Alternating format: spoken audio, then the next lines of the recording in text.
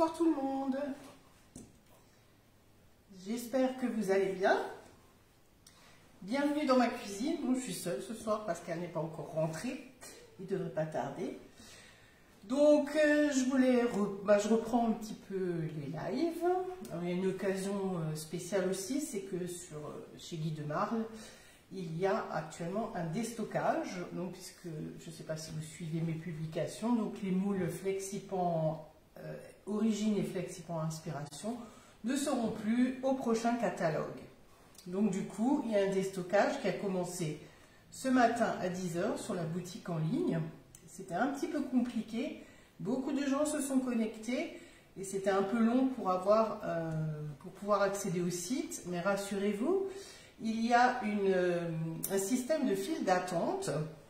Donc vous pouvez vous mettre sur la file d'attente, vous rentrez votre adresse mail et quand ce sera votre tour, en fait, vous serez alerté par mail et vous pourrez donc aller sur la boutique pour choisir ce qu'il vous plaît. Si c'est votre première commande sur la boutique, n'hésitez pas à m'envoyer votre adresse mail pour que je vous offre un bon de réduction de 5 €. Donc uniquement si c'est la première commande sur la boutique. Voilà, donc ça c'était par rapport à l'opération déstockage. Et il y a un moule que moi j'adore, que j'utilise beaucoup, qui est déstocké. C'est le moule, bon, j'ai déjà fait quelques lives avec, c'est le moule gaufre. En plus il y a un peu d'actualité avec Mardi Gras, je ne sais pas si vous avez peut-être fait des gaufres. Donc voilà.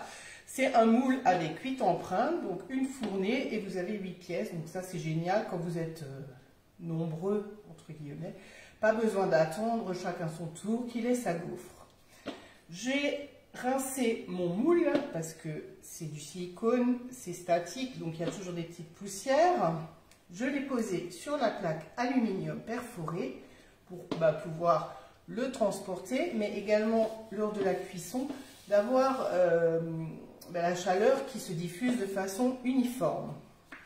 Voilà, donc là je vais mettre mon moule. Alors c'est le seul moule que vous allez mettre au four avant de mettre votre préparation dedans, hein, parce que c'est comme le gaufrier, il faut le chauffer avant de mettre votre pâte à l'intérieur. Donc je vais le mettre maintenant à froid et je vais allumer mon four à 220 degrés.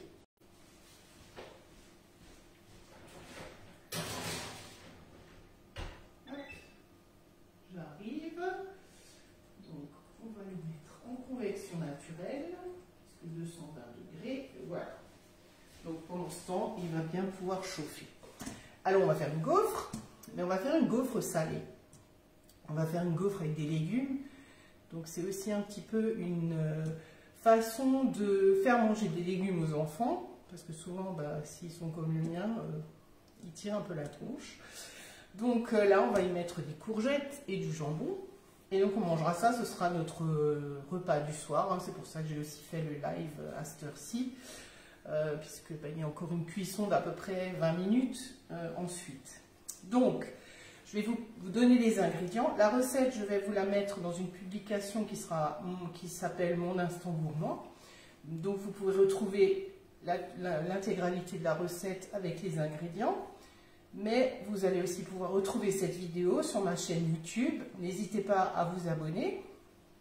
Je vous mettrai également le lien sous la publication, sous le live. Comme ça, vous n'aurez plus aucune excuse pour me suivre. Ce qui serait sympa aussi, c'est pour me faire connaître, c'est de partager ce live et de parler un petit peu autour de vous. Alors peut-être que vous n'êtes pas intéressé, mais peut-être que quelqu'un de votre entourage peut l'être. Voilà. Donc c'est toujours intéressant de partager les choses. Donc pour notre gaufre courgette jambon, nous avons besoin de 2 œufs, du lait, 60 g de lait. Nous aurons besoin de fromage râpé. Alors dans la recette, c'est une recette que j'ai trouvée sur le club Guy de Marle. Là aussi, n'hésitez pas à aller dessus. Si vous êtes en panne d'idées, en fait, de recettes, vous avez un moule. Vous pouvez faire une recherche par moule, par ingrédient, si vous voulez vider notamment votre frigo avec ce que vous avez encore dedans. Donc là, la recette que j'ai trouvée, il y avait du Beaufort. J'en avais pas, je ne suis pas sortie exprès faire des courses pour un morceau de fromage. Donc moi j'ai pris tout simplement du fromage râpé.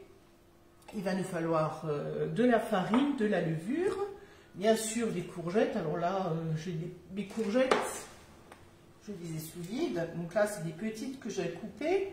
Donc je vais prendre 3 morceaux. Il va nous falloir également du jambon que j'ai aussi mis sous vide. Et puis pour assaisonner tout cela, du sel, du poivre, du piment d'Espelette et du paprika. Alors on va d'abord commencer par tout ce qui est liquide. Donc ça me permet de prendre le pichet verseur. Hein. Ça c'est vraiment un outil que j'utilise au quotidien. Qui est offert d'ailleurs dans l'offre. Vous retrouvez le moule gaufre avec la plaque aluminium et donc ce pichet verseur vous est offert. Alors là, je préparais mes liquides. Donc ce que je vais faire, je vais casser 2 œufs. Donc je les casse toujours individuellement dans un petit récipient pour éviter qu'il y ait de la coquille et si un œuf n'est pas bon. Voilà. Je rajoute mes 60 g de lait. Donc là, j'utilise le petit pichet en verre qui est gradué, très pratique, avec son petit socle en silicone. Donc ça évite qu'il glisse, notamment sur le plan de travail. Et donc je vais battre ceci avec un petit outil aussi que j'adore, que j'utilise au quotidien, c'est la petite cuillère magique. Donc qui permet de faire, voilà, là, il y a très peu de préparation. Donc je vais battre ceci. On va pouvoir faire des vinaigrettes de mayonnaise avec cette petite spatule magique, cette petite cuillère magique. Ensuite, on va s'occuper des matières sèches. Donc là, j'ai mis dans mon cul de poule, j'ai déjà pesé ma farine, donc 100 g, plus une cuillère à café de levure. Petite astuce pour tamiser vos farines, quand vous les avez dans le cul de poule, tout simplement, vous passez le fouet pour la rendre un peu plus fluide, parce que parfois il y a des paquets. Donc voilà.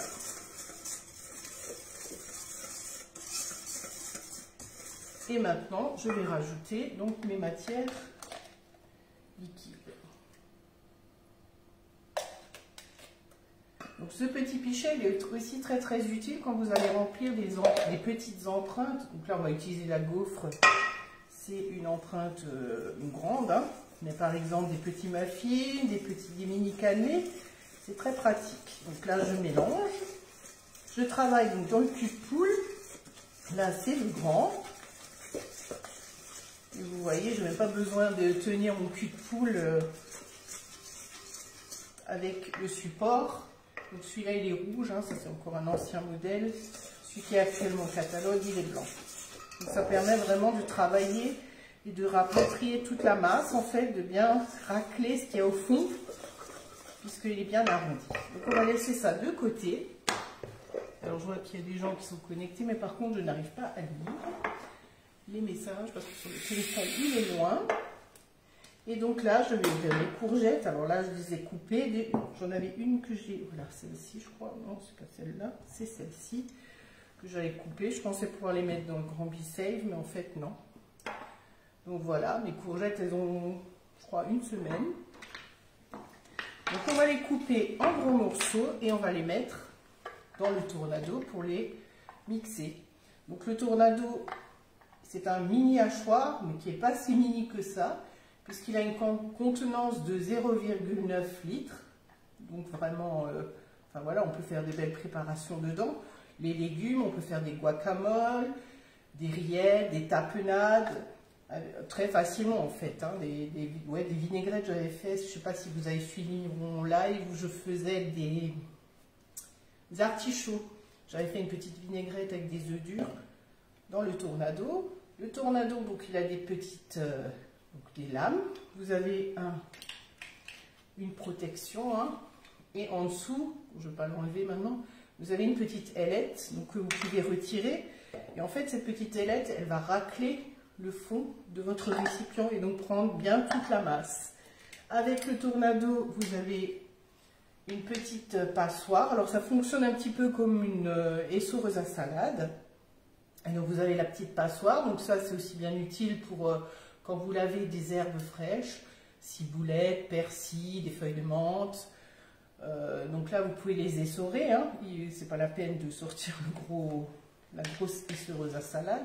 Ça sert aussi de, quand vous videz vos petites boîtes de conserve, genre du maïs, des champignons, des olives ou des cornichons, au lieu de sortir pareil, hein, la grande passoire, ben, on peut se servir de ce petit récipient. Et il est livré également avec un petit couvercle. Donc si on veut garder sa préparation, on peut également le mettre au micro-ondes, puisqu'il y a des petits trous, donc si on le met au micro-ondes, pour l'évaporation, voilà, pour le tourne-à-dos. Je vous mettrai aussi les différents produits que j'ai utilisés, comme ça si jamais vous voulez les commander. Donc là, je vais couper, je vais faire 3 morceaux de courgettes, puisque c'est des petites, hein. En cubes. Alors on peut prendre des courgettes, mais on peut faire aussi des gaufres avec d'autres légumes, hein, des carottes, des pommes de terre avec des lardons par exemple. Et ensuite on met un petit peu de fromage.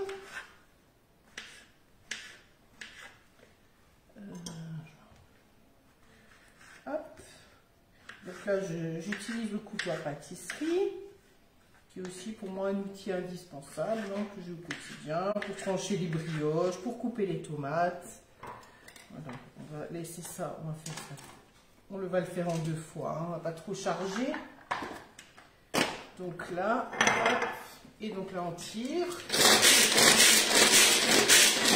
Je vais déjà vous montrer au bout de 4, 5 ce que ça donne. Donc si on le veut plus mixer, plus fin, bah, il faut tirer un petit peu plus. Voilà. Donc voilà la consistance que j'ai envie de garder. Et donc ça, on va le mettre dans le truc qui coule.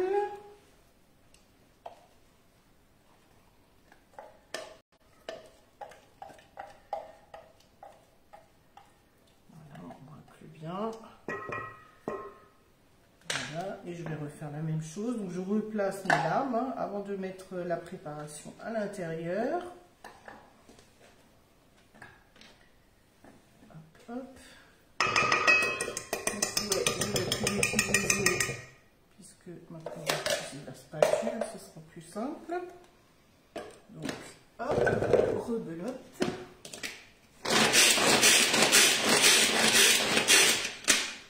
On essaye de faire que ce soit la même consistance. Voilà. Ok.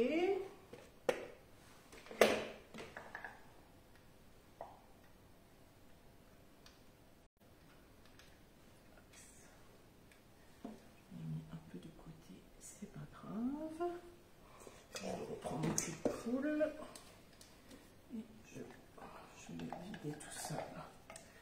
Voilà, donc là, vous voyez, soit une grosse courgette ou alors une et demie, enfin, selon la taille. Hein. Voilà. On mélange déjà.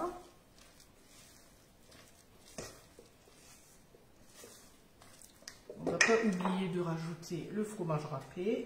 Là, il y a 150 grammes. Puisqu'il n'y a pas de gras, il n'y a pas de beurre dedans, il n'y a pas de... Hop. Et on va mettre 4 tranches de jambon. Alors là, pareil, plutôt que de m'embêter à le couper en petits dés, je vais tout simplement le mixer. Hein. Voilà. Hop.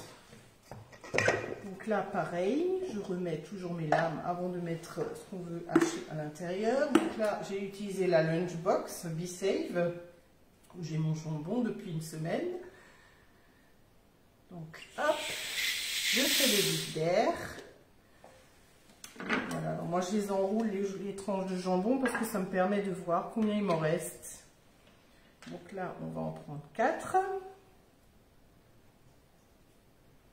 Je vais les mettre les unes sur les autres et les couper grossièrement. Donc là, il me reste une tranche. Je vais peut-être changer de récipient tout à l'heure.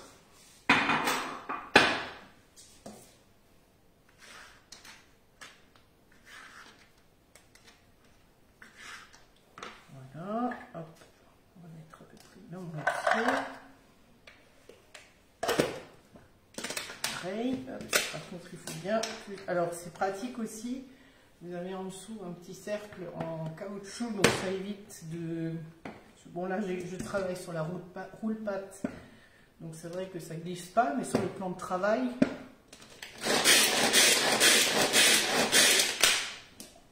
Voilà.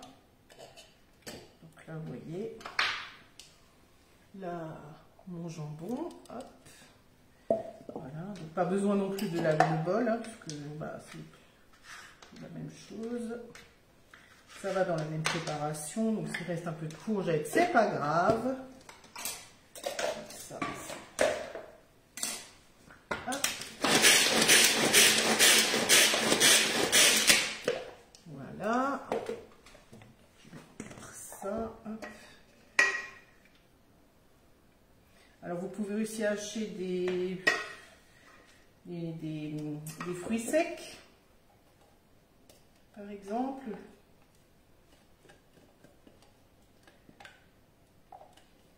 Avec le tornado.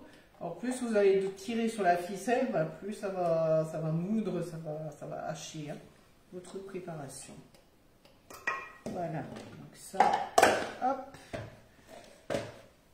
Et donc là, on a notre préparation qui est prête. Donc là, je mélange avec la spatule haute température parce que je trouve qu'elle est pratique quand on est dans le cul de poule. Elle est un petit peu souple que les spatules double embout. Donc ça, c'est à votre convenance. Donc voilà. Et bien sûr, bon, on ne va pas oublier d'assaisonner un petit peu. Donc je vais mettre vraiment un petit peu de sel. Vu que le jambon, le fromage est déjà salé. Voilà. Un petit peu de poivre. Hop.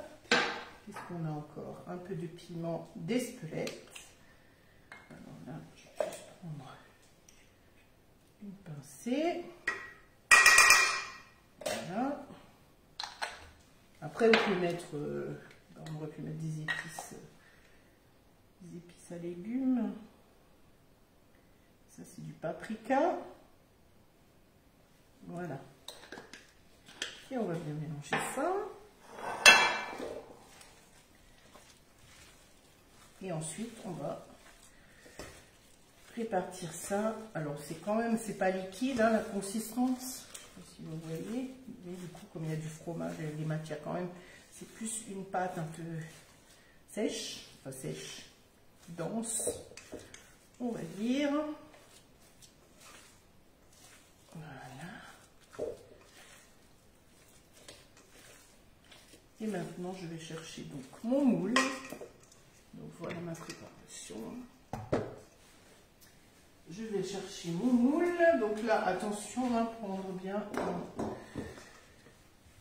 Parce que si on va poser le chaud sur la table, ça va pas trop le faire. Je vais juste ranger ça. Voilà. Et récupérer mon moule qui est dans le four. Ça fait déjà 15 minutes. Le four est déjà assez chaud. Donc voilà. Et donc maintenant, nous allons répartir notre préparation. Hop. Alors, bien sûr, je pense que j'en ai mis un peu trop dans le premier. Comme d'habitude, on est toujours généreux dans les premiers quand on remplit les empreintes. Alors, si vous en mettez de côté, ne vous affolez pas. C'est pas grave. Ça va simplement faire une croûte.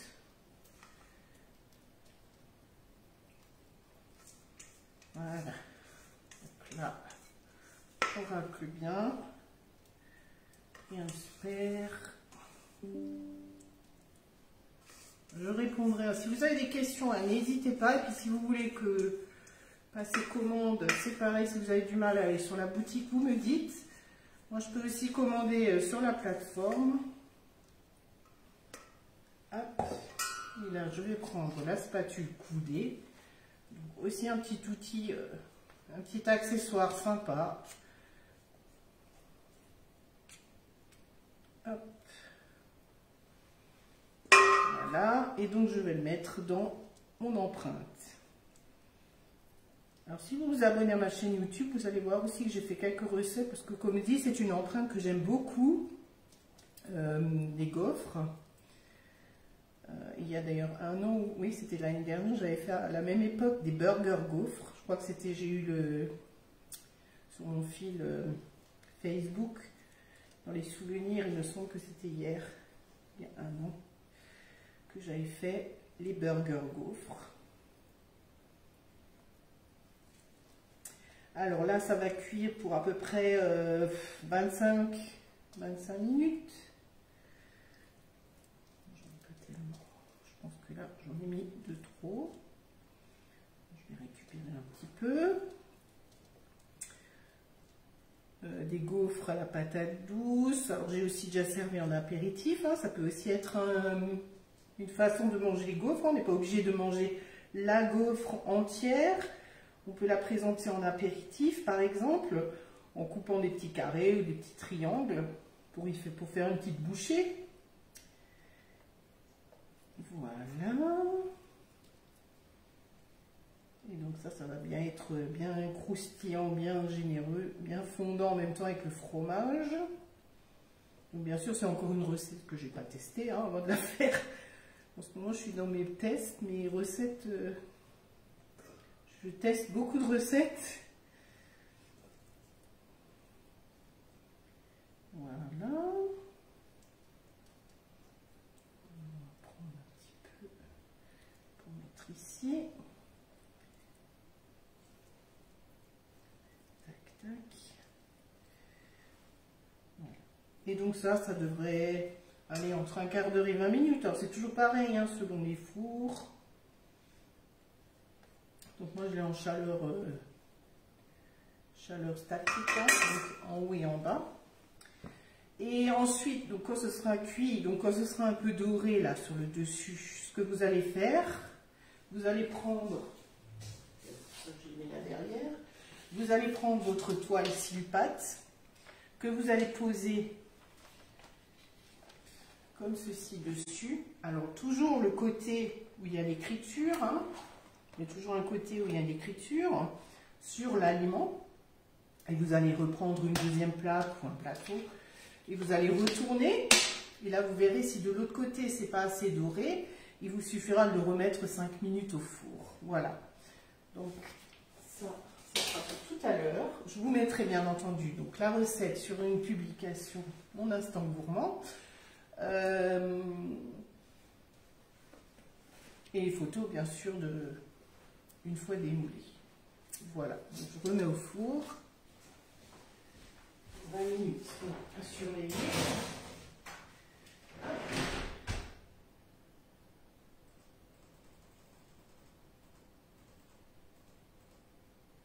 Voilà, c'est parti pour 20 minutes et on verra tout à l'heure ce que ça va donner. À mon avis, ça devrait pas être trop mal.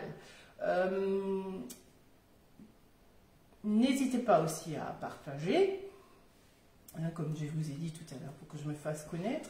Et si vous avez craqué ou vous avez envie d'un moule, un moule qui vous faisait envie en FlexiPan Origine ou FlexiPan Inspiration, bah c'est le moment de le commander, hein, parce que ce sera plus au prochain catalogue. Vous en saurez plus à partir du 15 mars. Et d'ailleurs, il y aura plein de nouveautés à partir du 15 mars. Donc n'hésitez pas. Faites-moi un petit message et je vous commanderai ça avec grand plaisir. Et si vous passez par la boutique, n'oubliez pas aussi de mentionner mon nom. Et si c'est votre première commande, de m'envoyer un petit mail, un petit message avec votre adresse mail pour bénéficier donc de 5 € de réduction. Voilà, et bien, je vous remercie. Je vois qu'il y a des petits commentaires, donc je vais regarder ça tout à l'heure et je répondrai s'il y a des questions. Je vous souhaite une bonne soirée, un bon appétit et je vous dis à très bientôt. Au revoir!